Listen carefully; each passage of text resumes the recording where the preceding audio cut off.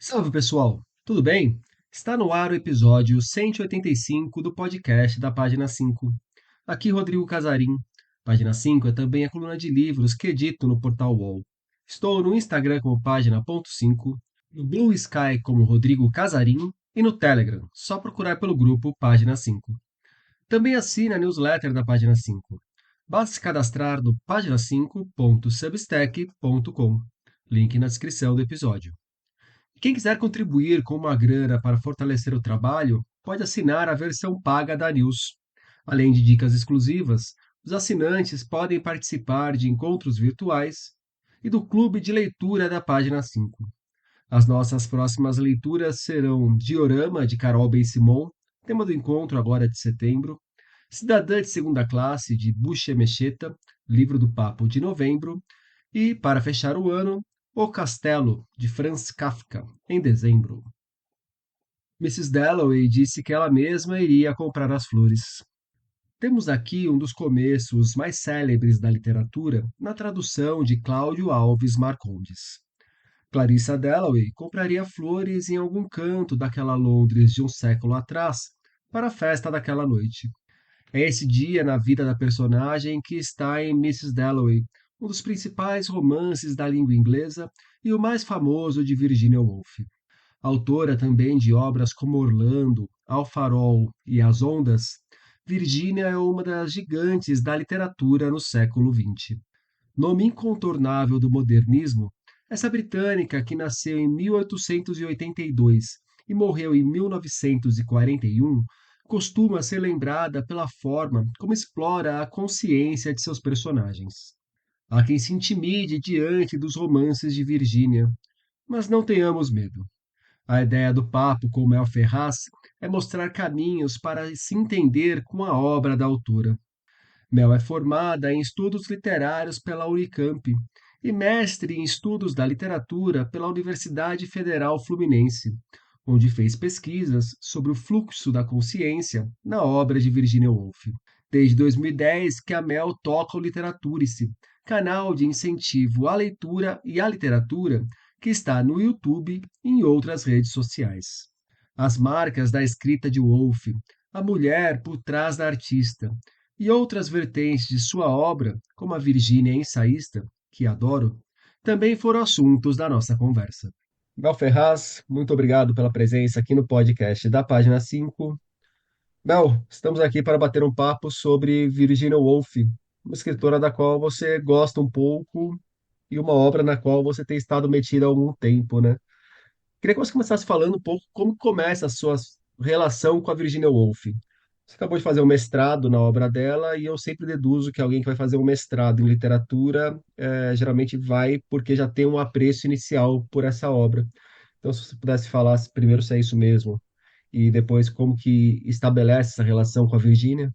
Oi, Rodrigo, obrigada aí por, me convidar para falar dessa escritora que sim, eu já tinha um certo apreço quando eu comecei a estudar, mas é isso, Virginia Woolf, ela é, tida como algo difícil, de difícil acesso e tudo mais, quando na verdade a gente acaba se apaixonando pelo estilo de narrativa dela, que é tão experimental. Eu acho que é mais por ser experimental, por ser diferente, que num primeiro momento acaba dando aquela estremecida, né? Mas depois é apaixonante, e eu me apaixonei desde o início, assim, quando eu peguei uma obra dela para ler, que foi, no caso, Mrs. Dalloway, o mais conhecido dela, né?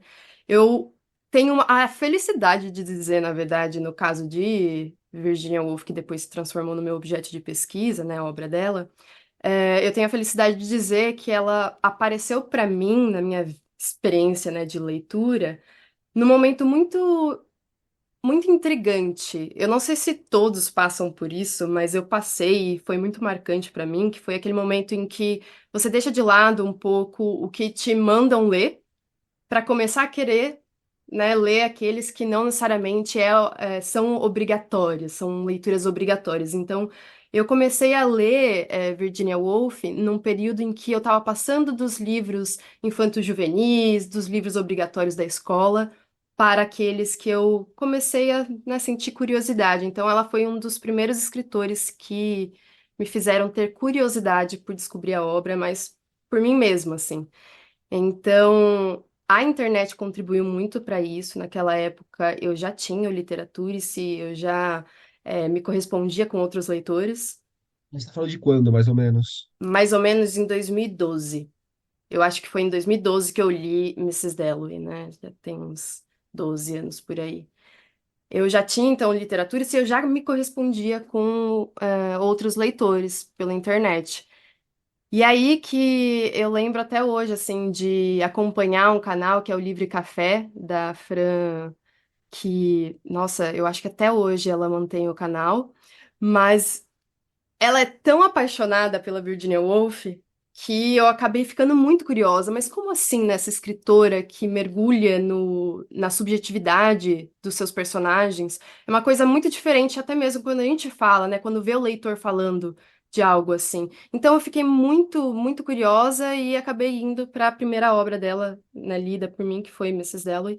E daí pra frente eu acabei tendo muita curiosidade para entender outras questões dentro da obra dela. Por isso que eu cheguei a estudar ela depois, tanto na monografia da faculdade, da graduação, né, quanto indo para o mestrado com ela. E quais são esses aspectos, essas características que te chamaram a atenção a ponto de você decidir estudá-la? Tem o fluxo de consciência, que assim, a Virginia Woolf e o fluxo de consciência viraram quase que irmãos siameses, mas creio que haja algo além disso. Tem o fluxo da consciência, que na verdade é o que eu acabei me especializando, assim, tanto na monografia quanto depois dando uma profundidade e uma revisão também ao conceito no mestrado, né? É muito mais do que, eu não sou especialista na vida e obra da Virginia Woolf, mas eu me debrucei sobre o fluxo da consciência em relação à obra dela. E o que, assim, uma das principais características para mim, que não tem tanto somente a ver com o fluxo da consciência, é a sensibilidade, né, que ela traz dos personagens. A gente tá em meio a pensamentos de uma forma que a gente não necessariamente viu até então, né? Inclusive na história da literatura. Não é que a gente não tinha monólogo interior até então, até o modernismo. Não, a gente teve isso. Dostoiévski tá aí para dizer justamente isso, né? Mas a forma como ela fez isso. Então, nós temos retratos familiares que são bem complexos, e aí eu também quis entender essas questões, né, familiares, que também trazem muito da vida, né, tem um reflexo da vida da Virginia Woolf nisso. A questão do narrador, porque eu sempre gostei muito de pensar o narrador como um filtro, porque para o leitor chegar naquela história, você precisa pensar o narrador, né? Então eu acho que a Virginia Woolf foi a que mais me fez pensar a instância narrativa. E justamente essa construção do personagem também, a gente ir para o íntimo do que é o indivíduo, mas pensando também no coletivo. Uma coisa que eu acho sensacional na obra da Virginia Woolf é que ela sempre está trabalhando o que é o indivíduo, também pensando ele com o coletivo. Então, ambas as coisas se constroem mutuamente, né? Eu acho isso fantástico, assim. E que ela traz, se não em todas as obras dela, na maior parte delas. Nossa, que você falando desse aspecto, me vem à cabeça a Annie Ernaux, que é uma escritora com Uhum. um estilo completamente diferente da Virginia, com uma proposta completamente diferente, mas também vai olhar para o indivíduo, no caso ela mesma, mas não para se limitar a si, mas para entender como que a partir dela, da história dela, é possível compreender o que se deu principalmente na França ali no século XX, né? Sim, a Virginia Woolf, inclusive, ela foi até criticada, porque você não coloca tanto da história, porque, enfim, ela passou por guerras, né, e grandes guerras. Mas se a gente pensar bem e ver bem ali, não é bem isso, né? Já que a gente tem personagens que passaram por, sei lá, estresse pós-traumático por ter servido na guerra, com suicídio, inclusive. Então, são temáticas presentes na obra dela, assim, a história que a cerca, né? E a história que acerca, e muitas vezes essas temáticas não vão estar de uma maneira descarada na obra. Vão estar, Uhum. por exemplo, como no aspecto de um personagem, e aí também compete aos leitores dessa obra detectarem essas questões e construírem interpretações sobre essa obra a partir disso, né? Com O certeza. leitor tem um papel para se criar o que que é uma obra de um autor. Com certeza, com certeza. Eu acho que dar uma certa autonomia, assim, pro leitor também, né? Porque se você tem um ex-combatente da guerra ali, com questões muito problemáticas em termos psicológicos, se você tem um personagem que ele morre durante a guerra, poxa, né? Não é qualquer coisa assim, não é uma coisa leviana ali que está simplesmente. Então, eu acho que tá bem posto ali, mas deixa o leitor também fazer a sua interpretação, sabe? Mel, eu acompanhando seu trabalho, vendo diversos vídeos seus, um aspecto que me chama a atenção relacionado à Virgínia é que em diversos momentos você coloca ela como sua escritora preferida e o Miss Dalloway como seu livro preferido. E eu sinto até um pouco de inveja de ver alguém que também trabalha com livro, que também está metido profundamente com literatura, que tem essa clareza na hora de dar a resposta de qual é o seu autor preferido, qual é o seu livro preferido. Porque são coisas que, quando me perguntam, eu invento uma história, conto uma história relacionada a um livro, mas eu não tenho a menor ideia de qual seja meu autor preferido e qual seja meu livro preferido. E se eu tivesse que elencar 10 autores e 10 livros, eu acho que eu também não conseguiria. É, seguem sendo os seus preferidos e você continua tendo essa clareza que você transparece, ou é uma coisa que vai se construindo, mas você também às vezes tem as suas dúvidas de o que é ser um preferido? A vida de um leitor é sempre a dúvida, né? A constante dúvida, sempre, em termos de temáticas e também de seus preferidos. Mrs. Dalloway continua sendo um dos meus preferidos, mas já não é mais meu preferido. Ele foi suplantado por outro da Virginia Woolf. Sinto em dizer, eu queria ser menos previsível, mas no ano passado, no iniciozinho, o primeiro livro que eu li no ano passado foi As Ondas. Nossa, eu demorei tanto para ir até as ondas, porque é aquela coisa, né? É muito experimental, assim. E é uma experiência também para o leitor incrível e que me arrebatou, porque é diferente de qualquer outra coisa que eu já tenha visto. Não vou dizer que é a experiência, porque eu acho que nós temos várias experiências na história da literatura que não conseguem comparações assim à altura, né? Grande Sertão Veredas, Finnegan's Wake e tudo mais.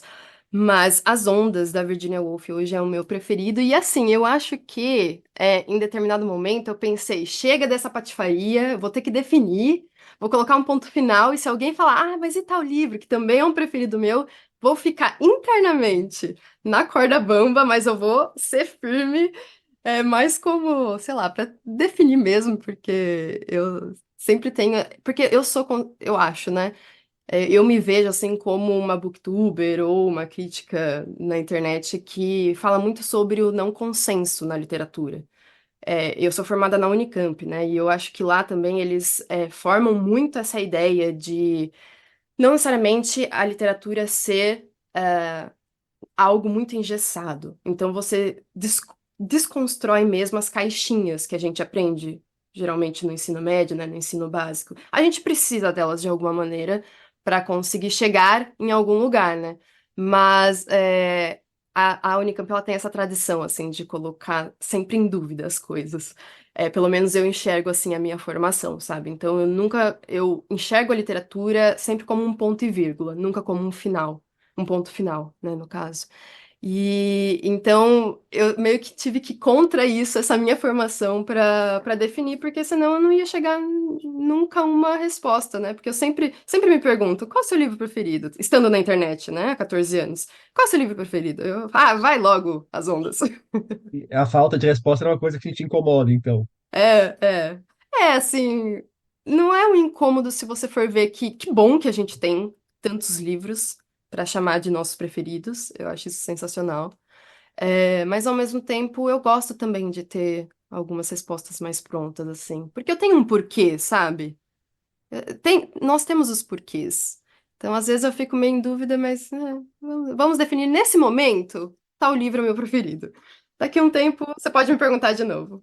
Em determinados contextos, você só dá essa resposta direta, é bem mais fácil do que falar: olha, você tem tempo para eu te explicar por que que eu não tenho preferido? Porque aí Pois eu vou precisar de é, uns 20 minutos para.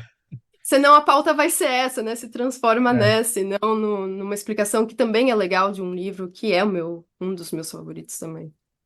Mas eu queria te ouvir um pouco mais sobre as ondas, então. O que que causou esse Uhum. arrebatamento? O que que é essa experimentação que há ali que você nunca tinha visto ou nunca tinha visto daquela forma na sua trajetória como leitora? A forma. de As Ondas é algo bem diferente. Eu acho que qualquer leitor, mesmo os já iniciados na obra da Virginia Woolf, que pegar para ler As Ondas, vai sentir essa diferença. Uma coisa assim que é difícil mesmo de ver. Eu não consigo comparar com nenhum outro, por exemplo. Porque nós temos ali algumas partes do romance, ele é dividido em 9, e nós temos em cada uma dessas partes um interlúdio, um solilóquio. A própria escritora definiu como solilóquio, né, interlúdio, e nós temos esses solilóquios que são formas dos personagens, 6 amigos que se conhecem desde a infância, né, de se comunicarem, ou mais especificamente, de se construir como um indivíduo, mas sempre baseado no coletivo. Então, é uma belíssima forma de dizer que nós não estamos sozinhos no mundo e que a gente não cresce, nós não somos formados de uma maneira solitária, né? A gente depende do que a gente aprende com o outro. Então a gente vê como uma conversa entre os personagens constrói quem eles vão ser lá pra frente. Ou logo depois dessa conversa. Então, é uma maneira muito sensível de mostrar as relações entre os personagens, sabe? E esses interlúdios que antecedem cada uma das partes de falas ou de pensamentos dos personagens são também outras formas assim de sensibilidade, visto que eles se focam na passagem de um dia, isso pensando no sol. Então, na primeira parte do livro, nós ainda não temos o sol nascendo, né? É um pouquinho antes disso.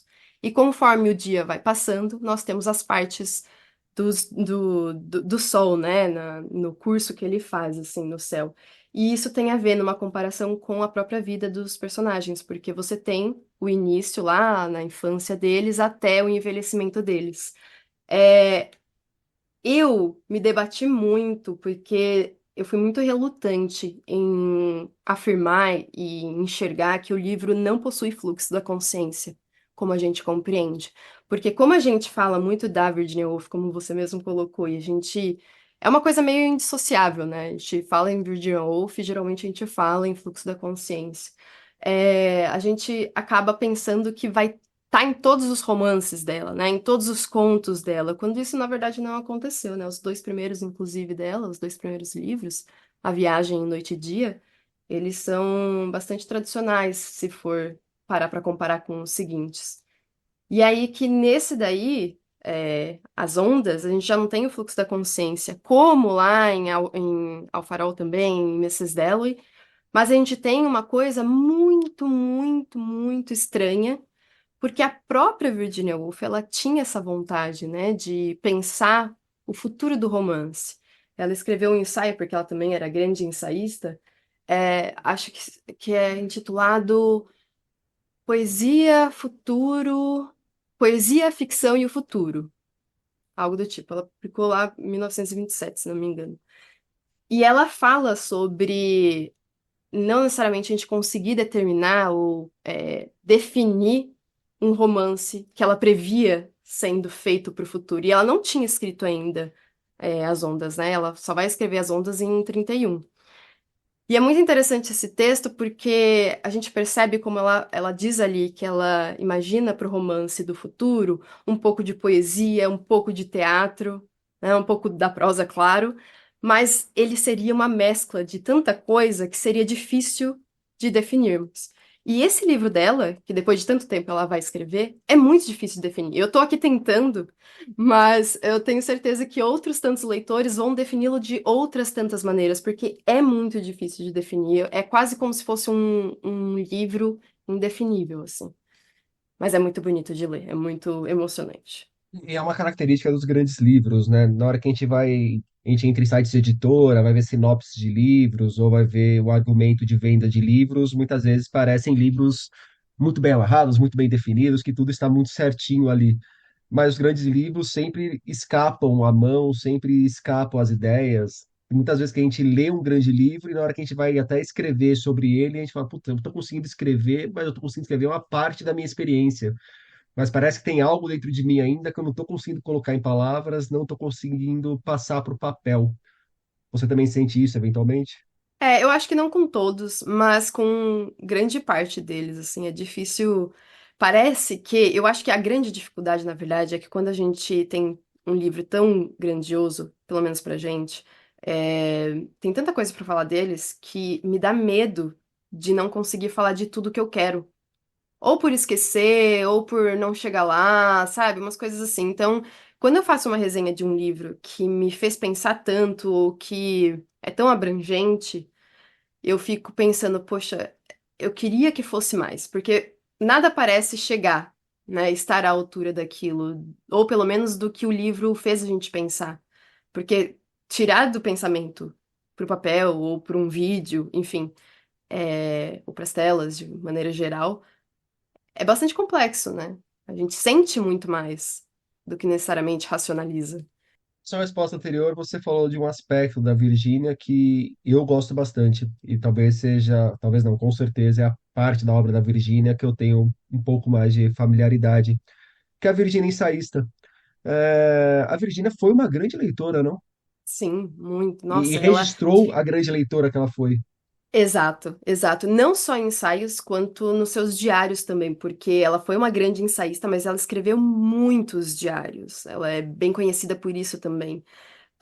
E eu acho que a vida dela, né, o contexto em que ela foi, em que ela nasceu e foi criada e cresceu, deu muito pano para manga para ela ser essa leitora tão ávida, assim, e falar sobre isso. O início da carreira dela foi justamente escrevendo resenhas de livros para periódicos e tudo. Então, é muito bonito ver como ela cresceu em um ambiente muito rico, intelectualmente falando, mas que ela se tornou essa escritora, né, e que acaba destoando daquilo que ela leu, por exemplo. Eu queria que você falasse um pouco mais sobre essa mulher, então, se você puder.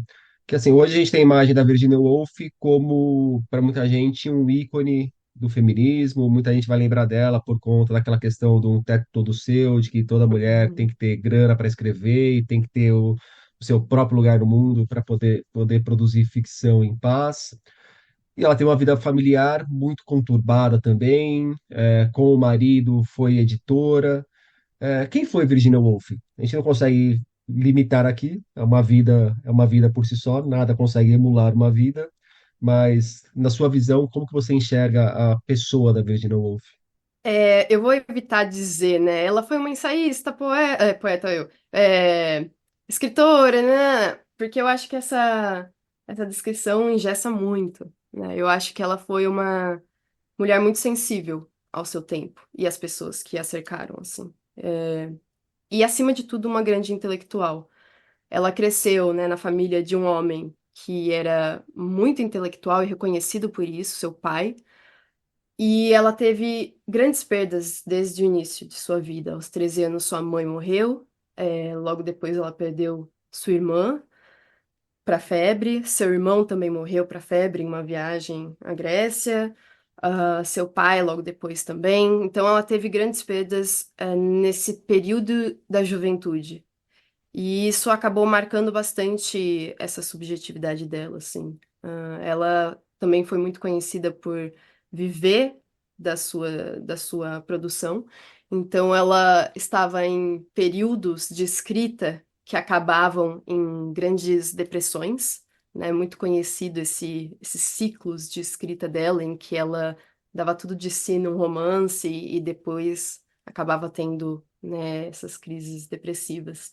Então a Virginia Woolf ela foi muito complexa, assim. Ela teve uma relação familiar muito complexa também, né? Ela foi abusada por um meio-irmão, que é uma coisa, um fato de sua vida muito triste que também a marcou. Isso pensando na sua vida amorosa, que veio depois, e sexual também, muito complicada, né? Muito se fala do relacionamento dela com o Leonard Woolf, em termos amorosos, mas também sexuais.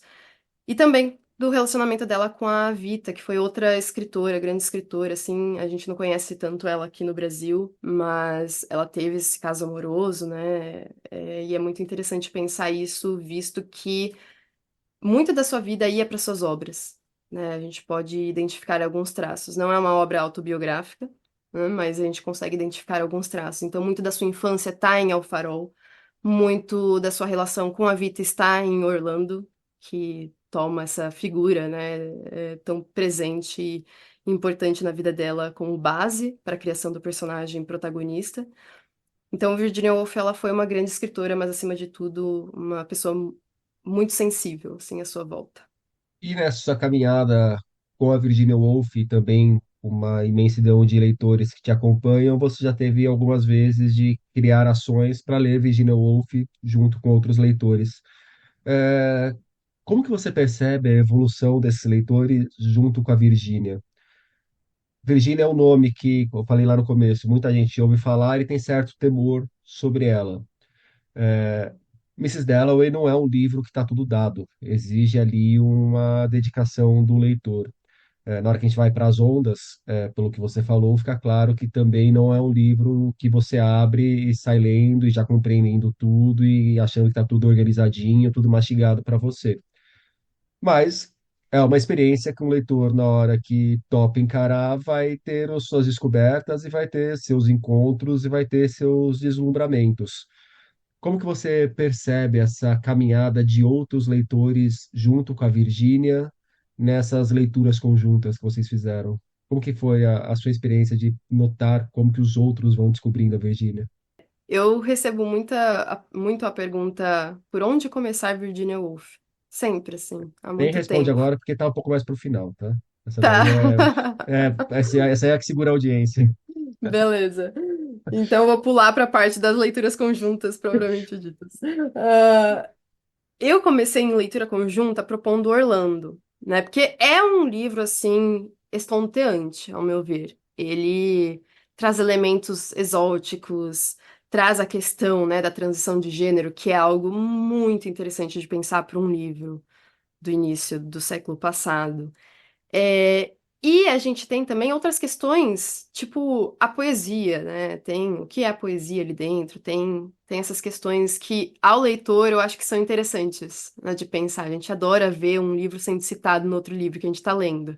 Então, esse é um livro que eu acho que propor como primeira leitura conjunta foi interessante, porque ele envolve, né? E não é tão, em termos de forma, tão, é, sei lá, obscuro, tão diferente, tão difícil. Então, quando a gente leu Orlando, eu vi as pessoas também se apaixonando, sabe, por Virginia Woolf. Mas geralmente o primeiro livro que se pega para ler dela é Mrs. Dalloway mesmo, porque é o mais conhecido, talvez, né, o mais falado. Então, logo depois eu já propus a leitura conjunta de Mrs. Dalloway, e depois nós tivemos a oportunidade ainda de ler Ao Farol. Eu acho muito legal propor essas experiências conjuntas de grandes clássicos, principalmente clássicos que têm aquela fachada de difícil, porque muitas vezes é uma experiência que a gente vai ter uma dificuldadezinha ali, a gente pode ter essa dificuldade no início, mas não necessariamente ela vai permanecer, né? Às vezes é só uma questão de, sei lá, adaptação, de entender o que, que o livro está exigindo da gente, assim. Então a gente já leu, por exemplo, Crime e Castigo, e a quantidade de gente que veio me falar, nossa, eu tenho muita, assim, dificuldade com Dostoiévski, ou eu tenho muito medo de ler Dostoiévski. Né? Muita gente pegou naquele momento para ler Crime e Castigo como o primeiro livro do escritor com a gente, e tinha muito medo. E logo, tipo, no segundo dia veio, meu Deus, eu estava completamente enganado, né? O que que eu estava perdendo? Até porque o Crime e Castigo não é um Os Demônios, por exemplo, né? Dentro da obra do mesmo autor, você vai ter fases, vai ter propostas diferentes. O Crime e Com Castigo é um certeza. Dostoiévski muito mais tranquilo de encarar do que alguns outros Dostoiévskis. Sim, mas como ele é revestido dessa aura, né, do cânone, do clássico e tal, todo mundo acha que é, pelo menos no início, né, de que é difícil, de que não vai ser tão fácil, tão acessível, assim. Mas no caso da Virginia Woolf, quando a gente foi para o Farol, também em Mrs. Dalloway, né, eu percebi que no início o pessoal teve que se entender ali com essa escrita diferente, mas isso só me fez lembrar de quando eu peguei para ler o livro, sabe? E também me senti um pouco deslocada. Só que eu sou uma leitura que gosta muito do deslocamento do leitor diante de uma leitura. Eu falo muito sobre essa sensação, né, de desconforto, de estarmos fora do lugar, porque isso provoca sentimentos na gente, e a gente tá ali com a literatura para sentir. Então, eu tô ali sempre tentando isso, falar pro pessoal, é isso mesmo, o livro vai exigir, mas ele também vai te dar muita coisa em troca. É meio clichê falar disso, né? Mas eu gosto muito dos clichês também, porque a gente sente com isso, né? Então, foi muito legal a experiência de ler esses livros com o pessoal, que até hoje me pede para ler outros dela, inclusive As Ondas. Ulisses. E lá, todo mundo pede As Ondas e Ulisses, principalmente. Só que eu tenho que ver também como um papel de mediadora, né? É um espaço amplo ali. Então, por enquanto, eu tenho segurado um pouco essa ideia de ler as ondas ou reler as ondas com o pessoal. Não porque eu acho que eles não sejam capazes, que, enfim, nada disso. Quem me acompanha sabe que eu sou, assim, eu tenho ojeriza essa ideia, sabe? Mas porque é algo que eu acho que talvez exija um outro lugar de leitura, né? Nem todo livro eu acho que vai ser legal para uma leitura conjunta, sabe? Nem todo gênero também eu acho legal para leitura conjunta. Pelo menos não o que eu consigo entregar, né, e mediar. Mas é muito legal ver como o pessoal também acaba se apaixonando por Virginia Woolf. E principalmente por ter com quem conversar sobre. Quando a gente está diante de uma coisa diferente, é interessante ver que outras pessoas também sentem aquilo, né? Que nem eu tô falando, isso me fez lembrar como eu me senti lendo pela primeira vez Virginia Woolf. E é legal você perceber também isso, que você tem não só aquele que tá passando pela mesma coisa, mas também aquele com quem conversar sobre essas mesmas coisas. Esse ambiente, criar esse ambiente foi muito legal, assim, porque é uma forma de se ajudar mesmo, né, a continuar, a ter um incentivo, a ter uma empolgação que continua. Tem vários livros de leitura conjunta que eu proponho que o pessoal fica assim, ou acha chatérrimo, tipo Madame Bovary, ou, sei lá, não curte mesmo algum personagem específico, mas que fala, eu só continuei porque tô na leitura conjunta, sabe? A leitura conjunta me deu força pra continuar. Eu gosto principalmente dessa sua dica de seguir em frente. Muitas vezes eu converso com leitores também sobre, sei lá, sobre Saramago ou sobre Juan Rulfo. E eu falo, desencana um pouco dessa ideia que você tem de entender tudo e entender tudo logo de cara e dar sequência. A gente nunca entende tudo de uma obra. Sempre falta alguma coisa. Tanto é que as obras continuam sendo lidas e discutidas justamente porque a compreensão extrapola qualquer leitor de forma individual. Há uma questão coletiva aí do que é criar uma compreensão da obra. Então, não precisa se intimidar e toca o barco. Uma hora você vai se acostumar com o estilo de pontuação do Saramago. Uma hora você vai começar a se sentir um pouco menos desnorteado ali por Comala, quando você está lendo Juan Rulfo. Então, não é nem uma pergunta assim, eu só para aproveitar para endossar esse seu conselho, que às vezes o que se apresenta como uma dificuldade enorme, na hora que a gente vai avançando com as páginas, isso vai se tornando mais familiar, vai se tornando um pouco mais claro para a gente. E não que a gente vai entender tudo, mas também desencanar um pouco dessa ideia de entender tudo, essa ideia quase escolar de dar conta completa de uma obra, ainda mais numa primeira leitura, né? Eu não sei se é uma questão muito contemporânea, mas parece que as pessoas querem dar conta de tudo o tempo todo, né? E, sei lá, saberem tudo de tudo. E até da leitura que a gente faz do mundo mesmo, né? Do nosso entorno, assim. A gente tá andando na rua, a gente lê as coisas, placas, pessoas, lugares. A gente não pega tudo, de nada, né? Eu acho que é impossível para um indivíduo com a sua bagagem, né? Com sua perspectiva de mundo, ler 100% do que pode tirar de alguma coisa, do que uma coisa pode entregar para o outro. Quem dirá um livro, né? Então eu gosto muito dessa ideia. Eu sempre falo sobre isso, assim, eu sempre tento trabalhar isso nas leituras conjuntas também, porque a gente parece que tá num livro querendo entender tudo dele, só que a gente não entende tudo de nada. Infelizmente, talvez isso cause certa depressão assim, na gente, mas é até um pouco um fator de alívio, assim, pra mim. Mas eu acho isso sensacional, inclusive para releituras depois, né? Voltando num ponto pelo qual a gente já passou, fluxo de consciência, Mel. A gente fala muito de fluxo de consciência, Eu acho que muitos leitores têm alguma clareza do que é um fluxo de consciência. Mas você falou de uma outra questão também, que é o monólogo interior. Que o monólogo interior já existia na literatura, tal. É, onde termina o monólogo interior e onde começa o fluxo de consciência? O que que diferencia um do outro? Na verdade, o fluxo da consciência não é uma técnica, é um conceito, né, da filosofia. Então, se a gente for colocar uma diferença, o que diferencia os dois é justamente isso. Um é uma técnica, ou uma das técnicas possíveis, para a gente colocar em prática, ou ver sendo colocado em prática, o conceito do fluxo da consciência. O fluxo da consciência, na verdade, não está ali no início, não está nascendo na literatura, nasce primeiro na psicologia, com um psicólogo, um filósofo que era o William James. Não sei se por acaso o irmão do Henry James, né, outro grande romancista aí, e que foi ele que primeiro teorizou, né, lá no final do século XIX, o fluxo da consciência. E quase 2 décadas depois é que a primeira pessoa ligada à literatura foi falar sobre isso, né? Então, claro que no início a gente tem toda a ligação com James Joyce, que é fundamental também, ele mesmo não tendo compreensão disso no início, mas formulando isso aos poucos, conforme a recepção da obra. Só que o fluxo da consciência, então, eu acho que a maior confusão que se faz é isso, né? A gente pensar que é uma técnica em si, quando a gente tem várias técnicas possíveis. As principais é o monólogo interior, que, como eu disse, já existia antes do fluxo da consciência, que é algo tão modernista, né?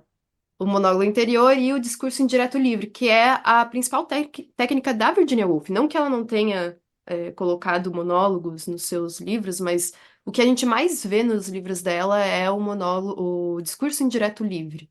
A gente sempre tem a presença do narrador ali.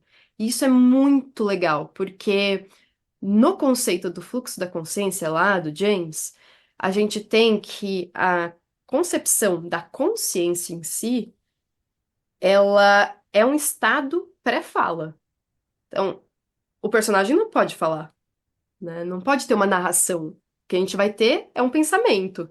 Se a gente tem um narrador dizendo, ele disse, isso já não é mais um fluxo da consciência. Porque a gente está falando de consciência, né? E qual é a concepção da consciência? É algo que está internamente. Internamente, geralmente numa turbulência, né? Porque o nosso pensamento não é uma Isso, coisa ordenada que nem é quando a gente exprime o pensamento. Nossa cabeça é uma confusão de ideias, de coisas. Muitas vezes, sei lá, eu tô aham. conversando aqui com você e pode estar tocando Tá um viajando. Oasis aqui no fundo, porque minha esposa ontem estava falando sobre show de Oasis. Então, Isso. a consciência é muito mais anárquica e caótica do que a ordenação que a gente consegue dar na hora que a gente vai levar para o outro o que estamos pensando, né? Ou um Sim. recorte do que estamos pensando. Eu acho isso sensacional, cara. Eu acho isso, assim, incrível, porque na literatura, é claro que a gente, tipo, a literatura é uma coisa plástica, né? Uma coisa que, sei lá, os pensamentos jamais vão existir fora da nossa cabeça, só que a gente vai retratar. Então não é uma representação, que também é outro conceito muito complexo na literatura, né? Nunca tem um ponto final, é sempre ponto e vírgula. Mas é um retrato de como aquilo pode funcionar. E eu acho isso sensacional da gente ler, porque é como se a gente se entendesse ali, né? É como se a gente pensasse, poxa, essa autora sabe muito bem como funciona a minha cabeça, o caos interno que me segue, que me acompanha sempre. A gente sempre é isso. Sempre é esse caos, essas ligações arbitrárias e tudo mais. Uma das partes do conceito do fluxo da consciência, ou da consciência em si, é que nós temos essas ligações, né, de sensações, e o externo influencia o interno. Então, você pode estar falando sobre uma coisa, mas você viu algo que te chamou a atenção, uma cor bonita, e aí isso te faz lembrar de algum objeto que tem aquela cor, aí você já não tá mais naquilo que você estava falando antes. São essas ligações que muitas vezes nem fazem sentido para uma outra pessoa que não está vivendo aquele fluxo. Então, por isso que também outras das características do fluxo é que ele é pessoal. Não tem como você ter o mesmo fluxo que eu. Eu acho isso sensacional de ver na literatura, porque é uma fonte de identificação. Eu acho que muito do que o leitor procura na literatura é a identificação. Também é o desconforto, como eu estava falando, o deslocamento e tudo mais, mas é muito legal também a identificação. A gente vê como que pode funcionar, pensar como que é o funcionamento do nosso fluxo interno. Então é basicamente isso, assim, tem... É porque é um conceito não da literatura, né? Por isso que também gera certas confusões, mas eu acho sensacional. E agora sim, para quem quer se aventurar por Virginia Woolf, quais são os caminhos Uhum. iniciais que você indica? É o Orlando mesmo? Então, eu acho que depende do leitor, porque a obra dela é muito grande, é muito vasta.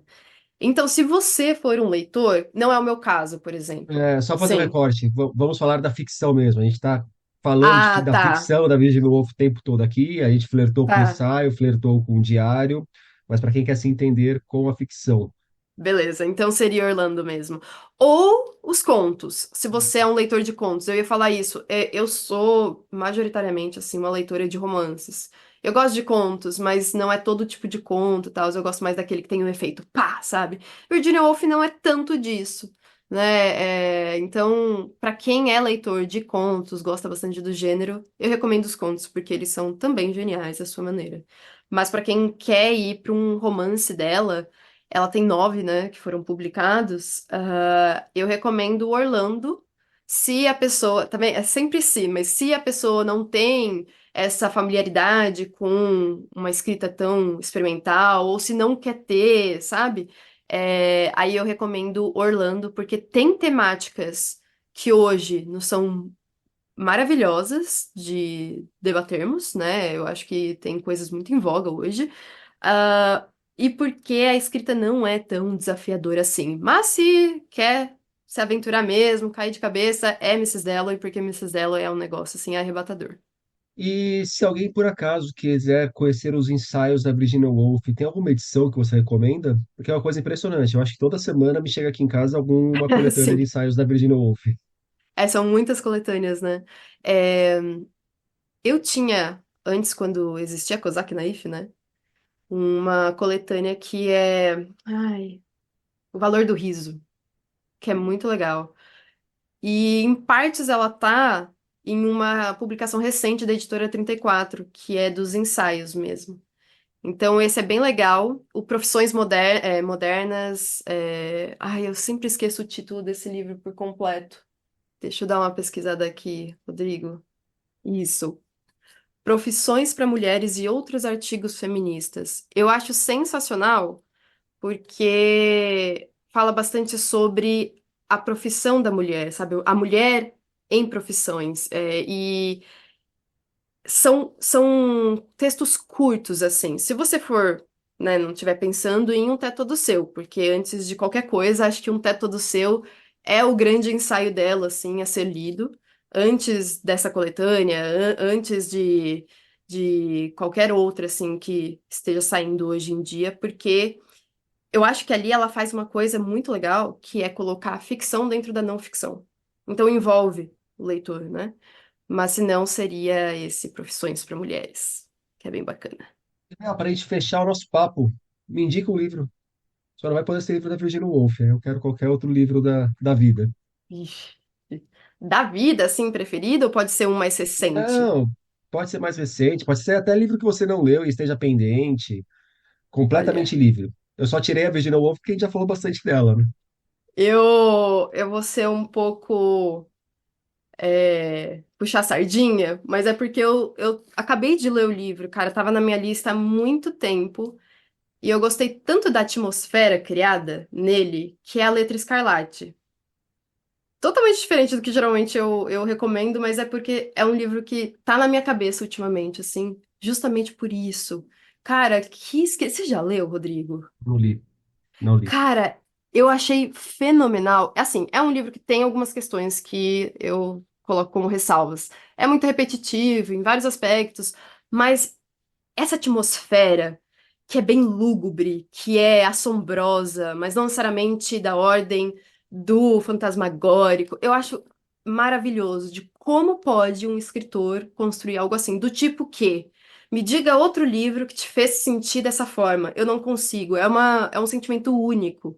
E eu acho também que são poucos os livros que me fazem ter esse sentimento de que eu não consigo ter essa sensação com nenhum outro.